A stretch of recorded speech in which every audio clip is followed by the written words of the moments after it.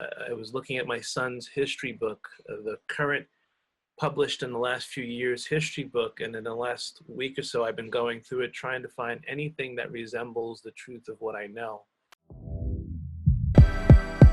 Welcome to Essential Stories, an independent grassroots docuseries and live roundtable discussions that give voice to people on the front lines of our world's most pressing social issues.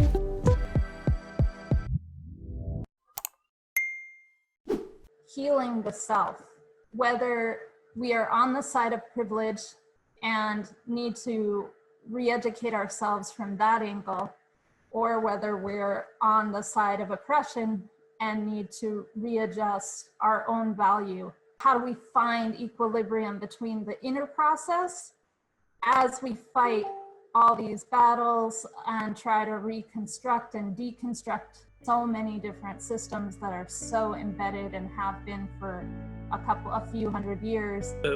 One of the first things you as a therapist, a psychologist, you do when someone comes in to deal with a crisis is you do an evaluation, and in that evaluation you explore the history, and you spend a lot of time really helping the person and working with the person to understand their history. When it comes to racism in this country, that history is 400 plus years. It's definitely a European concept that was spread worldwide.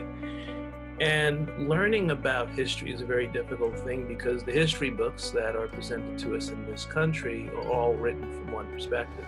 I was looking at my son's history book, the current published in the last few years history book, and in the last week or so I've been going through it trying to find anything that resembles the truth of what I know.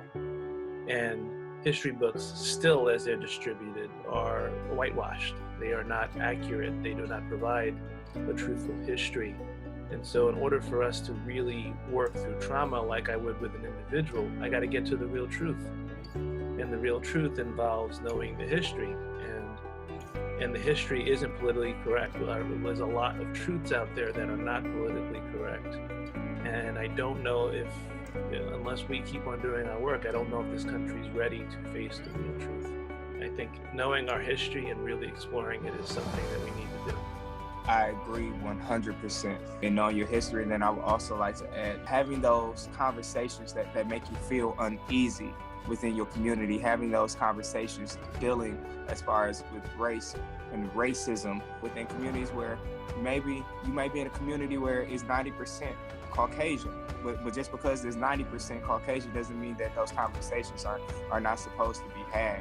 One thing we're doing, we're actually currently working with the city of Big Rapids where Fair State is located, and we're establishing some community forums to create dialogue. And in this dialogue, because oftentimes a lot of things within society happen because of a lack of communication. That's where that dissonance comes in, that lack of communication. So we're trying to have those conversations that although they make you feel uneasy and put you in a corner, when you break out of that shell of uneasiness, it creates progress, it creates growth, and in those conversations, you're also able to dig out unconsciousness versions of racism where you have individuals in a community that say, well, I can't be racist, or what are you talking about? But in those conversations, then they're able to do a self-evaluation and be like, wow, I've actually have some racist nature within me. Now I need to work on that.